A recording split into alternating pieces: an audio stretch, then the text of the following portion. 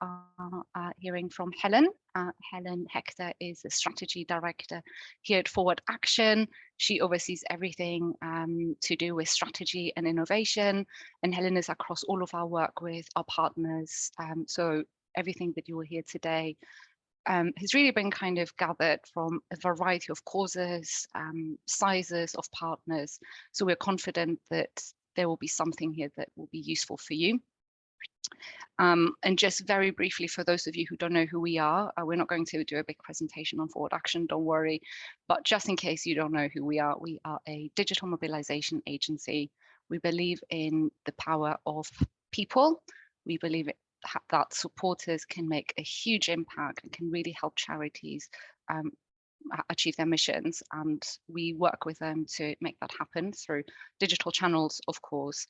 And yeah, that's us. We always love talking to charities. So if you haven't spoken to us, get in touch, get some time, and we always love to hear what charities are up to.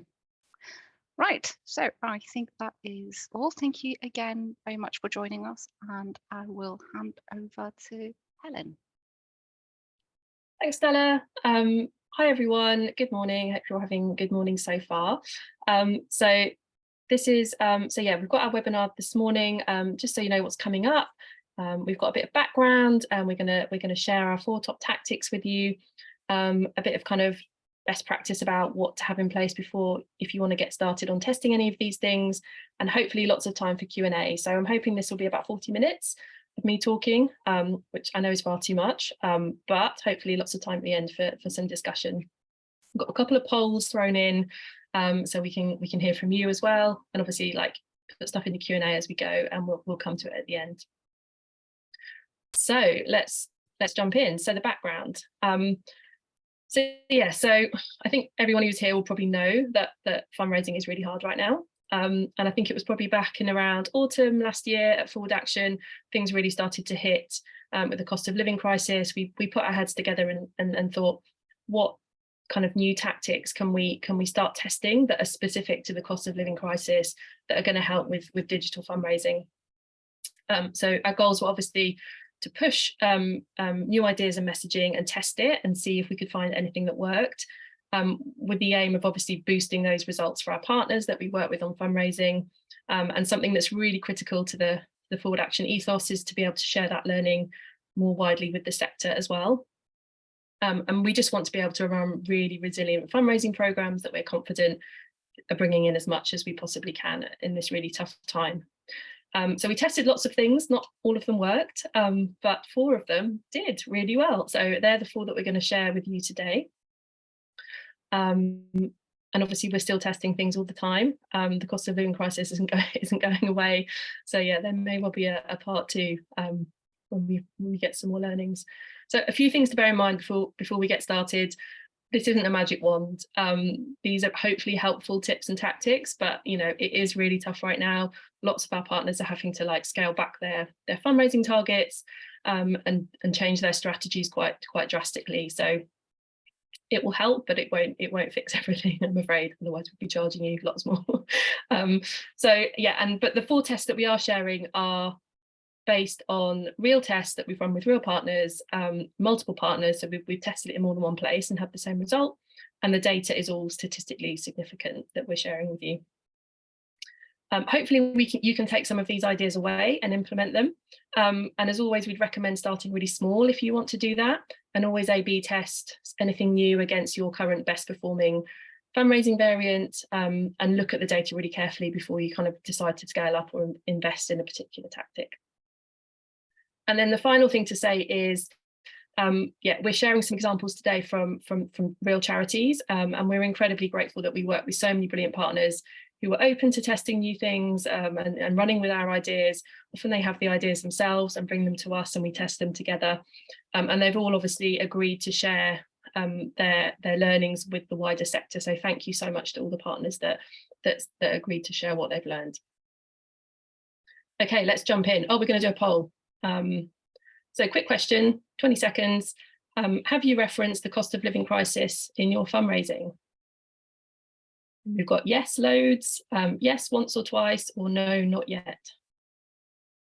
I'm going to do a very quick flash vote just to see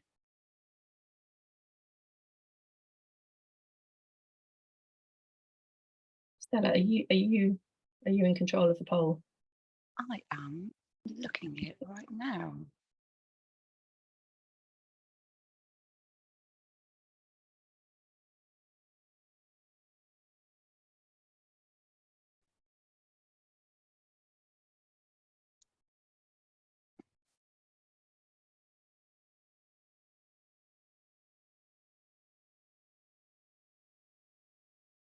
Are we able to close All it? right, let's see. I think so. I think the results are coming through. I can't see them. So let's get back to this later. Although I do think that yes once seemed to be the winner, which is interesting. Okay, so yes once or twice is the most popular vote. We'll try and get you the results later. I'm sure you're all dying to know. Okay, so yeah, so hopefully, I was hoping that most people would say yes once or twice or yes loads. If you're talking about the cost of living crisis, you're definitely off to a good start already, because obviously talking to your supporters about what is going on in their lives, is the way to go with any communications. So let's start sharing our tactics. Get the screen to show. Okay, so here they are. So the first one is to be open about the impact of the crisis on your organisation. Secondly, to invite people to pay it forward. Thirdly, ask for less and raise more. And then fourth, cost of living petitions drive lots of signers, but not donations. So that's the four. I hope you're suitably intrigued. We will go into some detail now. So the first one is about being open about the impact of the crisis on your organisation. So the first thing we learned is that when we tested fundraising messaging that is really transparent about the impact of the cost of living crisis, it delivered really positive results for several partners. So what this means is, don't be afraid to spell out how the crisis is affecting your organisation, and crucially, the work you do and the success of your mission. So for example, that could be rising food and fuel prices, pushing up the cost of delivering your services. It could be that there's more people that need your support. It could be that donors are giving less. And where possible, sharing real data about that with your supporters is a really powerful tactic to kind of bring them inside the organisation, make them feel part of your team. And we found it's a really motivating way for people to give. So here's some examples of that in action. First is an email we did with Greenpeace. This was part of their winter appeal. So this went out back in December last year. It was really successful. It was the most successful one in the series, and it brought in 211 direct debits just from this email, which was actually about 39% of the total that we raised through this email appeal, just from this one email. It was featured in Third Sector. I know you all avidly read that, but it was featured because of this tactic we use, where we actually shared how many direct debits had been cancelled by Greenpeace supporters in the last few months. It was an idea we took to Greenpeace, and they really ran with it. They were really up for doing it. They went away and found that number out. The email came from the Director of Finance to give it that kind of gravitas. And yeah, it just works super well. So yeah, it's authentic, it's got real data in there, it comes from the finance director. And then critically, it has a target as well. So as well as like sharing that kind of the bad news, it has a target of what Greenpeace then want to do. So there was a number of new regular givers they wanted to recruit, which we know is really motivating to have a shared goal. And then critically, it isn't just about Greenpeace's finance, it pivots to the impact that is going to have on the environment and what Greenpeace can do in their fight. And with everything we do around cost of living, I'm sure you're doing this as well. But we always acknowledge that times are really tough. Not everyone is going to be able to give something, so we don't want to put undue pressure on supporters.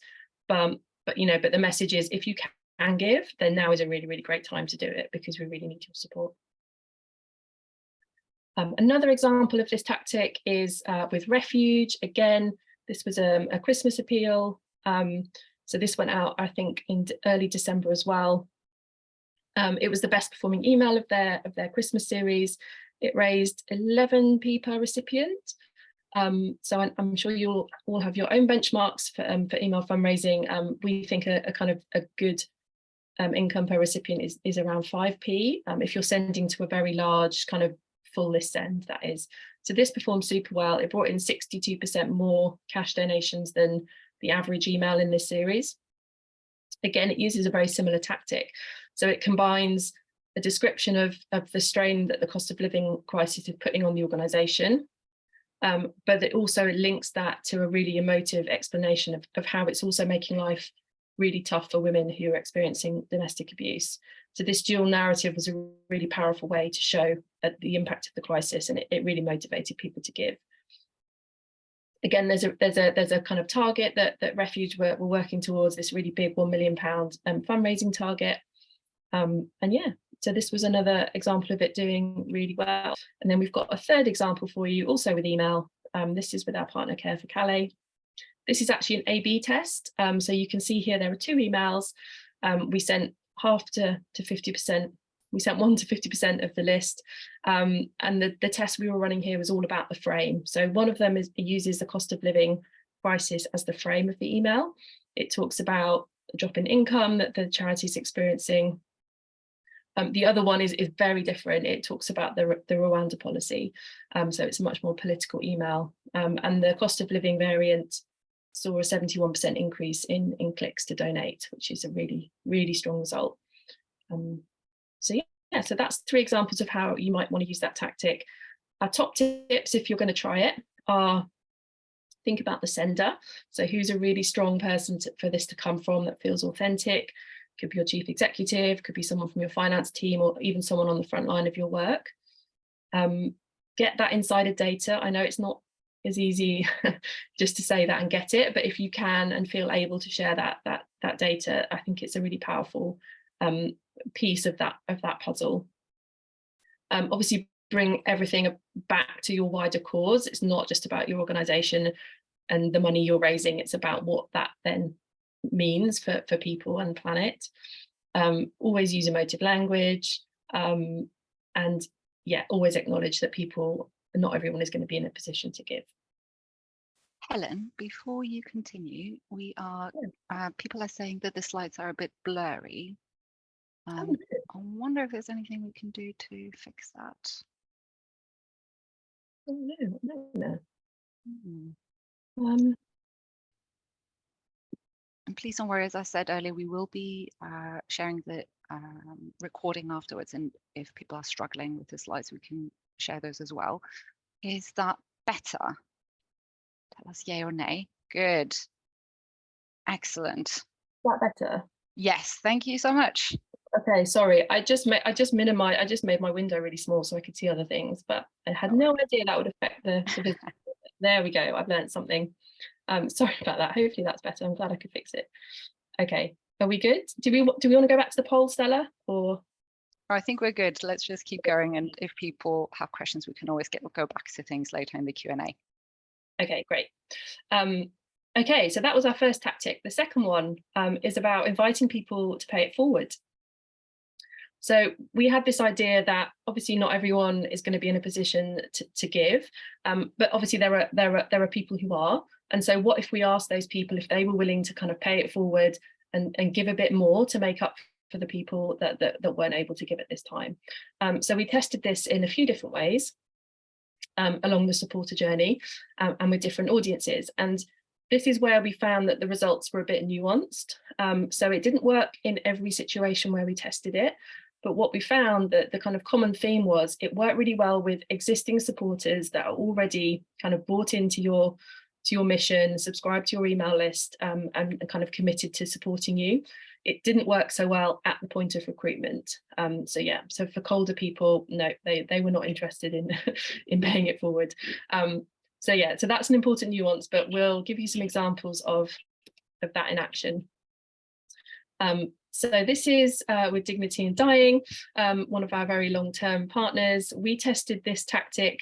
Let me try and explain the context. So the Dignity in Dying run a membership donation scheme, so you can give one-off gifts, you can give regular gifts and become a member. And when people agree to do that, we have an uplift page. So what you're looking at here is become a member. Once you've signed up, you get a kind of an uplift ask.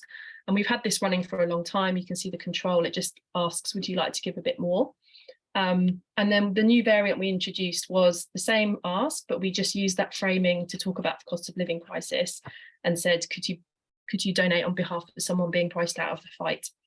And what we saw was that our kind of standard upsell rate is about 9%. It shot up to 62% using this messaging. So obviously that's a huge leap. And yeah, it works super well. So we obviously carried on using that version throughout. We've got another example. Okay, that was our only example there that we could share with you. But yeah, so there's obviously lots of different ways you could try that tactic. So you might want to use it as we did in like an uplift moment in the supporter journey. You could obviously use it as a cash uplift once people have agreed to donate a cash gift.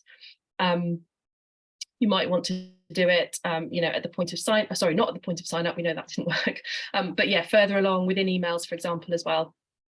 So find the right place to ask, focus on your existing supporters, and then the framing is obviously going to be critical. So don't obviously just kind of emulate that. The language we use with Dignity in Dying was very specific to them because they're a kind of campaigning group, but you'll need to find the right way to ask that for your organisation.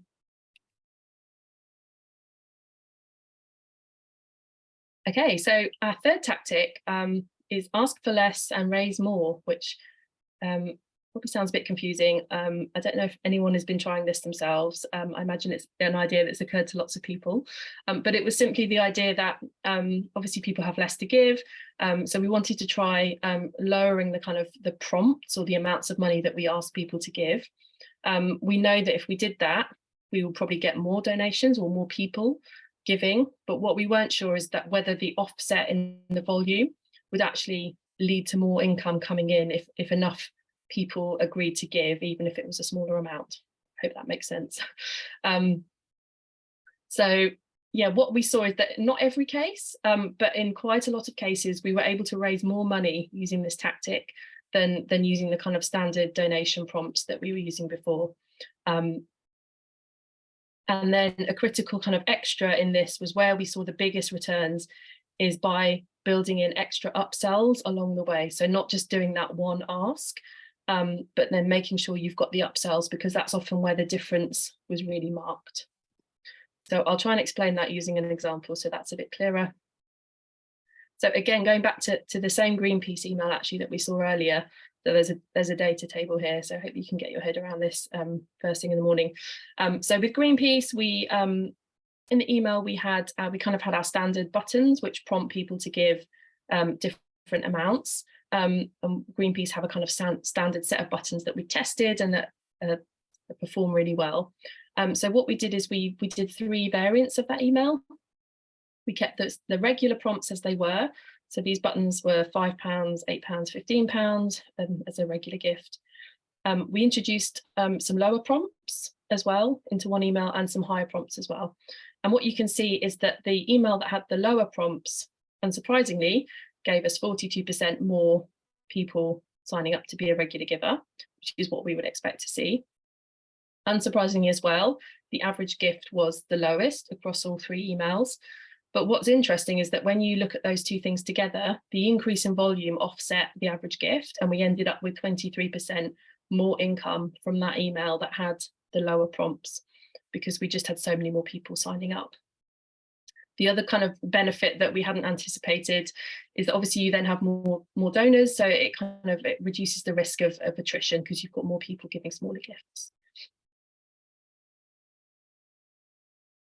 We've got another example here with Refuge. So this was slightly different. This is on their gifts page. So this is a page on their website where you can donate in the form of kind of parcels and gifts that go that allows you to buy specific items for women and children experiencing domestic abuse.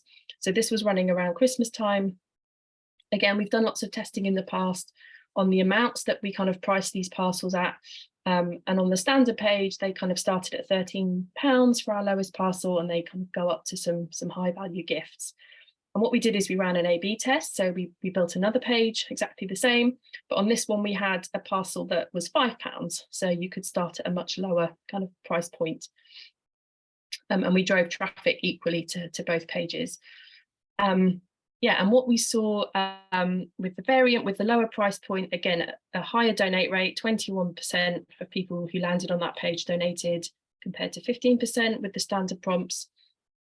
So we had more gifts. But then what was really interesting that I mentioned before is that we have an upsell built into that journey. So once people have bought their parcel, they're asked to set up a regular gift. And that upsell rate, we saw that go up from 3% to 11% for people that had come through on the kind of the lower prompt page.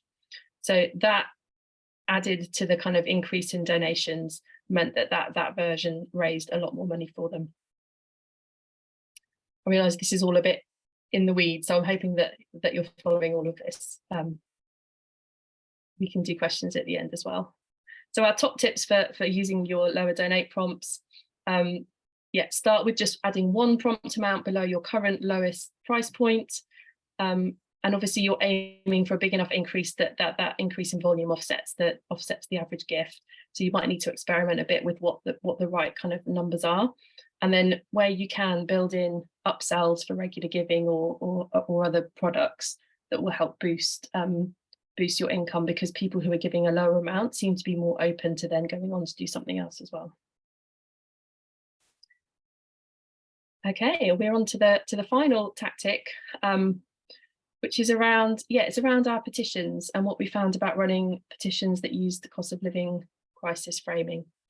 So, as I'm sure lots of you know, we lots of our fundraising that we do with partners happens within our acquisition funnels. So this is where we're bringing supporters into an organisation through a hand raiser or a petition, and then as part of that journey, we ask them to donate when they've signed up.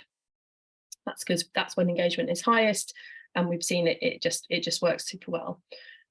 So we also know from lots of testing that hand raisers or petitions that are really topical about what's happening in the news or what people are thinking and feeling perform best in terms of getting lots of people to sign them. So it made sense that for lots of our partners, we were running petitions or hand raisers that reference the cost of living crisis. And what we saw was that we were getting really great results in terms of the cost per lead, so in terms of people signing up.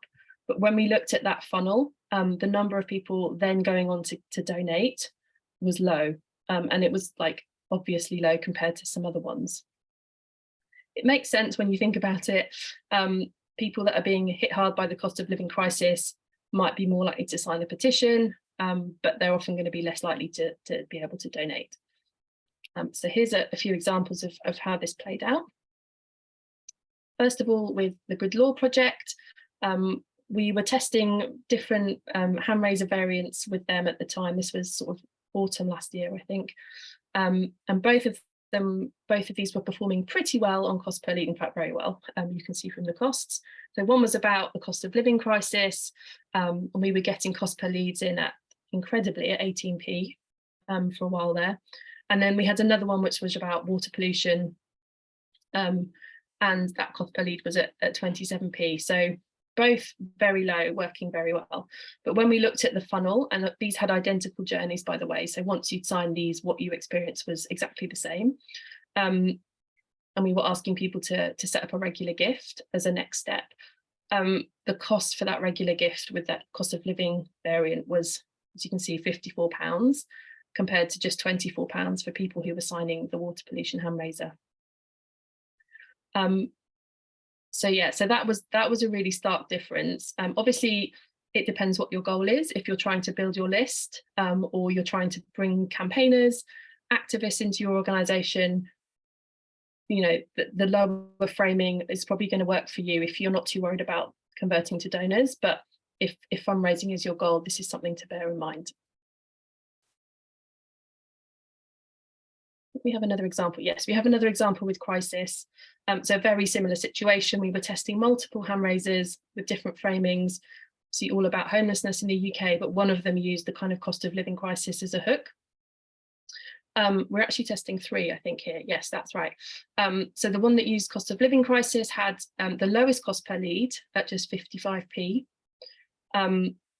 But when it came to donations, it was by far the worst performer, and the return on ad spend was 10%, which is very low for what we'd normally expect. And because Crisis were trying to build their list and bring campaigners in primarily, obviously that wasn't such a problem for them, and they were happy to kind of keep running it. But obviously, if donations are your goal, that's really pertinent. So our top tips, if you want to try and bring people in through petitions, cost of living crisis is a really strong topic if you want to just bring people into your organisation and grow your list, but just be aware they are significantly less likely to donate at the point of sign up. And if your goal is to recruit donors, then you probably want to stay away from that as a framing and look at other kind of really compelling ways to bring people into your organisation. So that's it. That's the 4 top tactics, and we're going to do. Should we do another poll? We're really interested to know, like, which of those 4 learnings or tactics did you find most useful, that you might want to take away and think about doing if you're not already. So let's put the poll up. Got 4 options. Yes, I'm really curious about this as well. Let's see if there was anything, and maybe later we can kind of get people to tell us which one maybe was surprising as well, because I was surprised by one of them particularly. And interestingly, whilst we're waiting for results to come through, I know Adam from Sense posted in the chat that the example that you shared with the from the Good Law Project also tallies with their cost of living petition too, with their findings, which is really useful to see. So we have inviting people to pay it forward seems to be the winner. That seems to be the most useful for people, which I agree with. That was the one, and I have to say that was the one that surprised me the most. It was one that I hadn't thought about, but I thought was a really, really interesting one. And then we have 29% of people saying asking for less, raise more. 23% be open about the impact of the cost of living crisis on your organization, and 7% the petitions driving signers, not donors. So yeah, quite strong result for the paying it forward message here.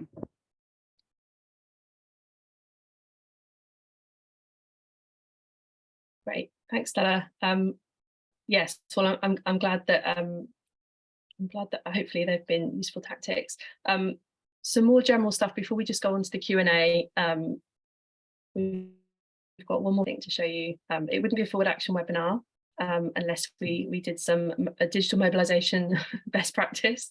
So I feel like I'm talking to lots of very experienced fundraisers and mobilizers. So hopefully this is not new information.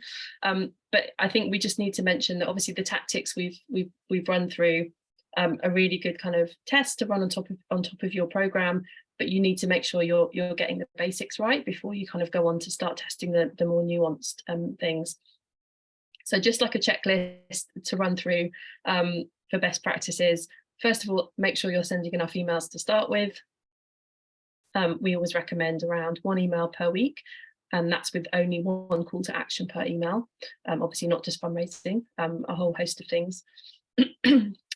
Making sure your asks are really clear and tangible, that you're using really strong theory of change, and that you've got really good examples of what the costs and what the donations can do. Optimizing your donation pages, simplifying your forms as much as possible so that they're really quick and easy to complete, and making sure all your tech works really well, especially your mobile. Testing your opt-ins, so that bit where obviously if people are signing up to come into your organisation, you could be losing a lot of people there who are just not opting in. So making sure that is working really hard for you is a really quick win to bring more people in and get more donations. And then thinking about your post-action journeys. So after your petitions, are you asking people to donate at that point? After your donations, are you asking people to then become regular givers or take other actions? And I think often for a lot of organisations, tackling these are going to give you a much kind of bigger return on the fundraising than some of the more nuanced tactics. So obviously this all needs to work together. But yeah, just make sure we're doing all of these things really, really well. I've whizzed through those. Hopefully they make sense to people. But obviously, if you're not sure about any of these and want to know more, then get in touch and we can happily talk about all of these kind of principles. Okay, and some closing thoughts. We can do this. Want everyone to stay positive. I know it's really tough at the moment, especially if you're a fundraiser with targets that you're trying to hit. The cost of living crisis isn't going to go away anytime soon. Things might get harder, but hopefully a glimmer of hope is that, you know, from our testing, we've seen that innovation can really help like counteract some of those losses, and it can really shift the dial on the income that you're able to bring in. So, you know, keeping your messaging fresh, testing lots of new things, being responsive to what's happening in the outside world are going to set you up for success. And I haven't talked about retention today at all, but I think obviously that's a really critical part of the puzzle as well. You've got existing donors, you want to keep hold of them. It's much easier than trying to bring new people in. So giving those existing supporters lots of actions to take, sharing the impact you're having with them, and just basically making them feel really, really valued is really important. And that's it. Okay, so got loads of time for questions, and we'll probably be able to finish a bit early, I think. Yeah, so we've had quite a few questions through, which is really great. And thank you so much, Helen. I know that this topic is really relevant, and we get lots of questions from our partners as well about this. I know that fundraisers are under a lot of pressure, lots of charities under pressure. So I'm sure this has been really useful. And at the same time, it feels like we've been in a perpetual crisis, haven't we, since COVID, and there was a cost of living crisis. So it feels like, sadly, a familiar place to be in at the moment. Right, so let's get to the questions. So the first one is about the messaging, really. So this person is asking, we often talk about the cost of living and how it impacts our beneficiaries, but not the organization itself. Do you think one is more powerful than the other? I had always believed we want to take the organization out of the equation. What are your thoughts? Yeah, that's a good question. I mean, yeah, I think, you know, it does make sense. You know, I think everyone's kind of minds, first of all, move towards like the impact that it's having on beneficiaries. And I think that's, you know, that feels like the most compelling story to tell. And it like we've seen that work really well with fundraising. I think the impact on the organization, it feels less intuitive. And it is a bit uncomfortable. I think that's why it was, you know, that's why third sector picked it up, because I think not everyone would agree with that tactic and have good reasons for not wanting to try it. I think what we just wanted to show is that if it feels right and it fits with your brand and your organization is willing to do that, it did work super, super well as a tactic. I don't know, we haven't run like tests where we've tested one against the other in that way. We tend to kind of build the case and kind of roll it all together into one compelling message. I mean, that would obviously be something really interesting to test, is to, look at those two angles and see what people respond to. I think what's important, obviously, is that you don't just make it all about your organization, that even if you're bringing people in and sharing the challenges you're having, that then links directly to the impact that is then having on people or the cause that you're working for. Great, thank you. And yeah, it always goes back to that authenticity, right? So only do it if it actually makes sense and if it is authentic. Yeah, absolutely. Great. So the next question is about the paid forward example. Do you have any info on what you mentioned about testing that messaging with a cold audience and it didn't work? It would be really interesting to know. Yes, we haven't put any data together or examples to share with you, but we did test that in a few places. So I think, for example, at the point of sign up, so people who are signing up to give a cash gift or regular gift for the first time. So this is coming through hand raisers or coming through paid social ads. So they're new to the organisation. When we introduced that pay it forward messaging in the uplift, we just didn't get positive results. So the results, I can't remember off the top of my head. I think they were probably just not statistically significant, or there was not a big difference in whether people responded to that as opposed to just would you chip in a bit extra? So yeah, sorry, I don't have any actual data, but it basically wasn't a positive result for us. I think that's useful in itself, really. Excellent. Right. So this is the next question is about the messaging around people cancelling the direct debit, right? So with the X number of people are cancelling the direct debit messaging, is it possible to discern trends around the efficacy of this at this stage? So for example, does it work really well a couple of times initially and then tails off, or is it consistently effective? Good question. We don't know the answer to that. I don't think Greenpeace have kind of, or any of the partners we've run that with, have done a kind of repeated call. I think what we tended to focus on, we use that as the kind of hook and the kind of crisis moment. But all of those campaigns then had a goal and a target. And I think what the narrative we used was to pivot to, I think the second and third emails that went out fed back how many people had signed up as a result of that first email. And then that social proof kind of, we snowball that and use that to kind of build momentum and focus on the target. So yeah, I don't think any of them have kind of gone back and said, oh no, even more people have cancelled.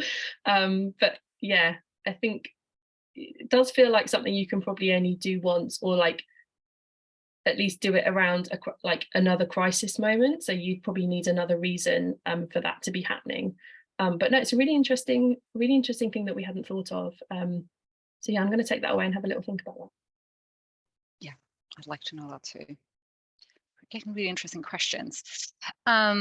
Great. So the next question is, for the fundraisers, were the cost per regular giving results from telemarketing calls or just email journeys? No, that's just within the email journey themselves. So that is the just on page point of sign up. People get directed to another web page that asks them to make it set up a regular gift. So it's just within that journey. Yeah, which is interesting as well. And we are interested also in hearing how there's quite a few of our partners who are bringing telemarketing into their email work and kind of really trying to bring together different channels. And we're really interested to see how things go over a long period of time. We're just beginning to see results from some of them. So if that's something that you are doing, please get in touch and let us know. Right, so this is something that we kind of, I think we were discussing yesterday a little bit. Any thoughts on whether cost of living framing will decrease in effectiveness over the summer? Bills tend to be higher in the winter, therefore greater impact on donors, and it's front of mind. I'm wondering how to work out whether the time invested in testing these tactics is worth it, or whether the ship has already sailed until next winter. Yeah, really, really great thought and great question. Yeah, interesting. We were talking about this yesterday at Forward Action. So a trend that we've seen.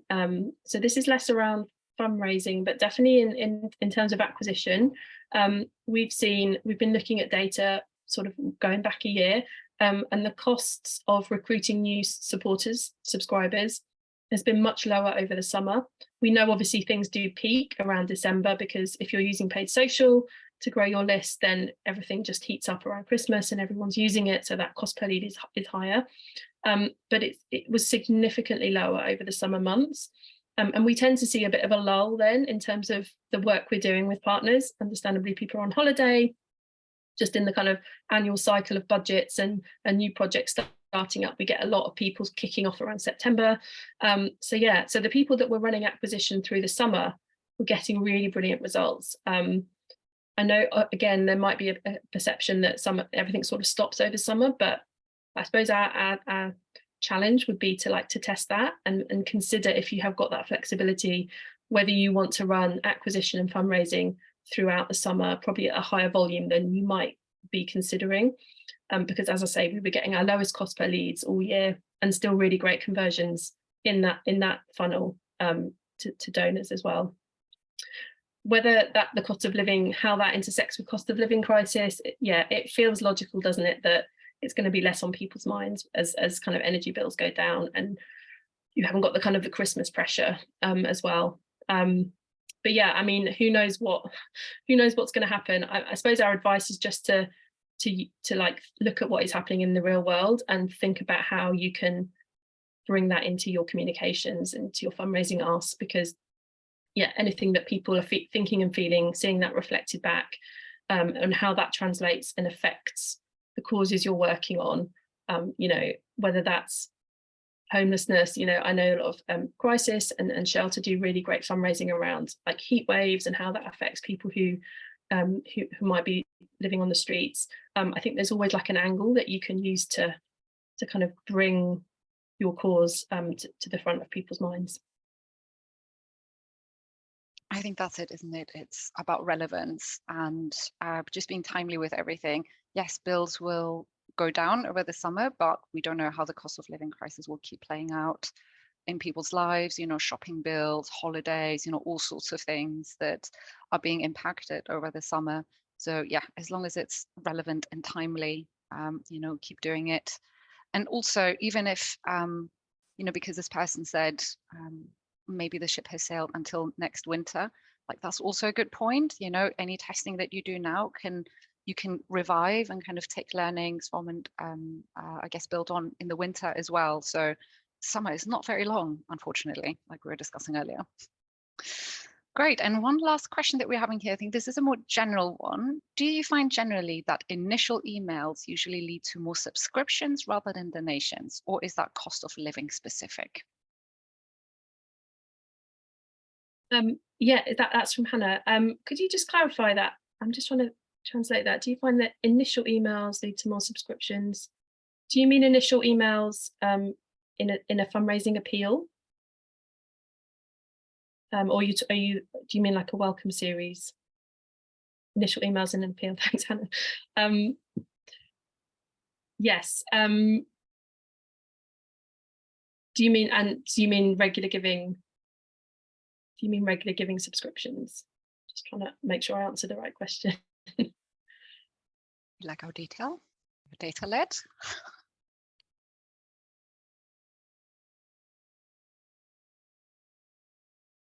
So yeah, okay, I'll answer what I think the question is. So I think when we run email fundraising appeals, yes, we do tend to see that those initial emails often perform like really strongly.